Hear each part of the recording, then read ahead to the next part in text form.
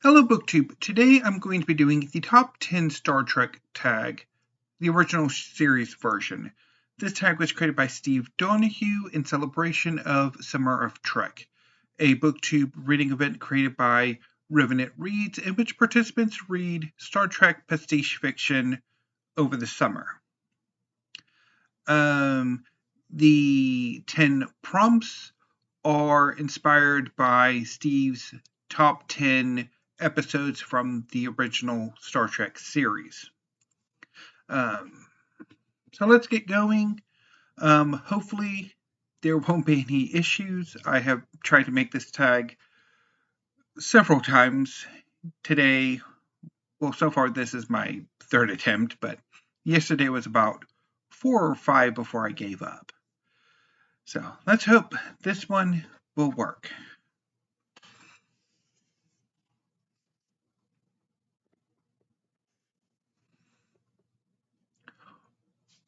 Prompt number 10. Requiem for Methuselah. Would you live forever if you could? If I had other superpowers besides just immortality, it would make things a lot more tempting. I've been struggling with this answer because on the one hand, assuming I guess that one is a baby immortal, that you're only X years into your considerably long life, rather than having already lived for a considerable number of centuries and millennia before now, that one of the arguments against immortality is that, particularly if you're the only one or a small number of immortals, that the bonds you make will gradually wither and fade. Because, of course, everybody else isn't immortal. They're not going to live, that you're going to outlive them all, that you'll then miss them. Although, after the first few centuries, it probably would get easier. But the other argument is that what happens when humanity is gone? I mean, it looks like humanity's gleefully driving itself to extinction in the next century or two. So what are you going to do in the millennia, millions, billions of years after that? Will that immortality last to the heat death of the universe, in which case you get to float about for trillions of years? So, but then you can also experience so much if you are immortal. So, I don't know. I think it's any given moment, whether or not I would want to be immortal. But I think for now, maybe not. Number 9, Balance of Terror, which probably should be a bit higher on the list. But anyway, what are some of your favorite novels about unlikely friendships? This prompt gave me some trouble last time because I don't really have any good answers. I was thinking of going with a manga series, but since the prompt specifically asks for novels, so maybe the friendship between the main character and the elderly gay aristocrat from The Swimming Pool Library by Alan Hollinghurst. Although that's, I'm not satisfied with that. And it's not necessarily a favorite. But do I have any favorite unlikely friendships in novels? No, not really. I mean, now that could be because I'm not having the best experience with novels lately, and that's been going on for the last couple of years. But, I mean, if I were going to sort of add a caveat for manga, I would go with the friendship between Izuku Midoriya and Katsuki Bakugo from My Hero Academia. How those two are friends is beyond me. But gradually over the series, it works. It comes to work. And have I ever had an unlikely friendship myself? No, not really, which is maybe why it's never really jumped out at me of any unlikely friendships in any form of fiction. Number 8, The Naked Time. What would an uninhibited you be like? I have no idea. I've never been uninhibited. I suspect I would probably be rather super villainy. Probably a gay Celine. Which is horrifying to think about. I've never really had any, I've never tried any drugs. And the few times that I've had alcoholic beverages, it basically was like that. It's how anybody could drink alcohol beyond me. It tastes like what I imagine turpentine to taste like, which is like anyway. Number 7, Tomorrow is Yesterday. A fun episode. Is that the one that was kind of like Alice in Wonderland? Like in a way, like a shore leave Alice in Wonderland thing? Was it that fun of an episode? What are some of your favorite sorts of bookish fun? Buying books, creating TBRs. What's your favorite current go-to for non-book fun? Cooking and listening to Stray Kids. Prompt number 6, The Trouble with Tribbles. I like that episode. Another fun classic, so I'd agree with that. Tribbles are basically born pregnant. What's your relationship to the birds and the bees? No relationship whatsoever, except for the fact that such an action resulted in my birth. Do you have kids? No. If so, how much and in what ways do they hate you? So obviously, since I have no kids, I will never have any kids, whether biological or adopted. There's no way in heck they can come to hate me.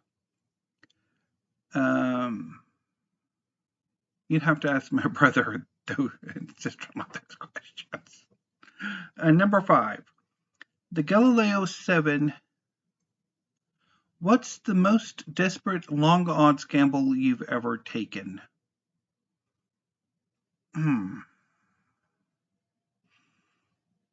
I think my move to San Francisco for graduate school, which did not go well at all.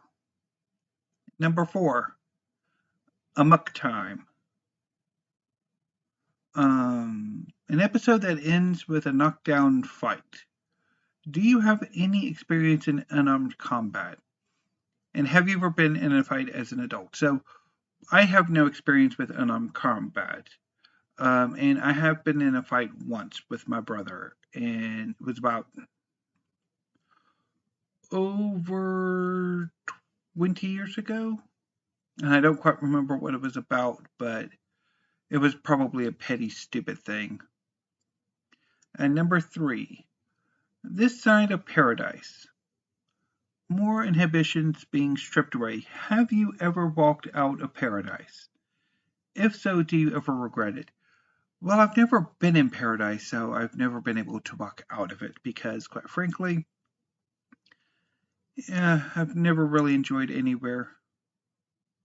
So, number 2, Who mourns for Adonis? Greek myth retellings are still all the rage. Do you have any favorites? No. I mean, I guess by like retellings, like say the 1960s version of Jason and the Argonauts, I thought was fairly good. Clash of the Titans, if you ignore the fact that the Kraken is Scandinavian and why exactly some of those choices, I don't know. You could have just titled it Perseus or something because they got Titans wrong. Fiction, there's nothing I can think of that really worked. There was a biography of, there was a novel, there was like a biography of Hermes that was quite interesting, but it's been so long since I've read it, I don't remember much about it. Um, uh, I guess what I've read of Mythos by Stephen Fry would be kind of cool. There's a new one called Gods and Mortals by Sarah Isles Johnston or Johnson that was really good. Um, Regret having not approached Steve to write a review of it, but oh well. There's also record for Ragnarok, which is sort of a mashup that features some Greek mythology, but I haven't tried it. I don't know if I really want to because I have the suspicion that I'm not really going to like it because of the treatment of the gods, particularly since the Greeks tend to get a bit of a poor showing, which is going to annoy me because the Greek gods are awesome.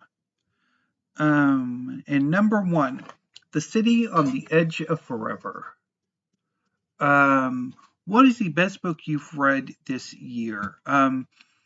Like I mentioned in my year so far wrap up, fiction and nonfiction edition, my reading year, as far as those two genres are concerned, has been very disappointing.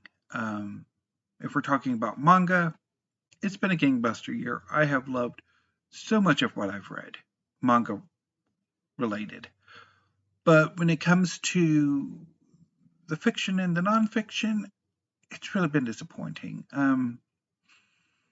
But I think it would be, I think Mongol Storm by Nicholas Morton would probably be my favorite, with SPQR by Mary Beard coming in second. I think those two would be. But yeah, the manga I've been reading has pretty much blown everyone out of the water, like Jujutsu Kaisen, My Hero Academia,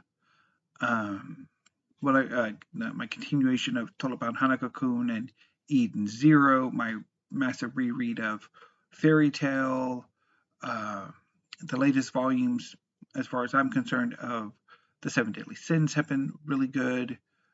So yeah. Anyway, so that was the Star Trek top 10. No, yeah, the top 10 Star Trek tag, original series version. Hopefully, the other series will have some love. And yeah, so no, if you would like to do this tag, consider yourselves tagged. I will be back. I don't know if I'm going to try to do another video today. I don't know.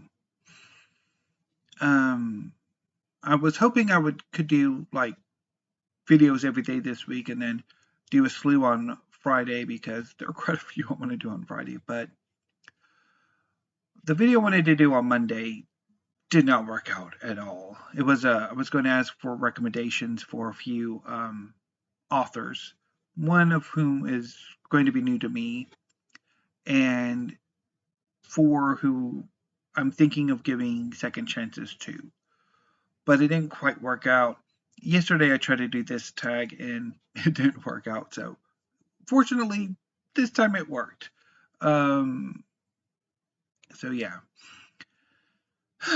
So tomorrow or later today, I don't know, I'll do my Historathon TBR for this coming quarter. And then I'll do, I think there might be a tag I want to try, but then on Friday it is going to be a very busy day because I've got my book haul, a manga tour, and my July TBR and weekly reads. So anyway, BookTube, until I see you either later this evening or tomorrow, depending on which I decide, thank you, have a great afternoon, and stay safe.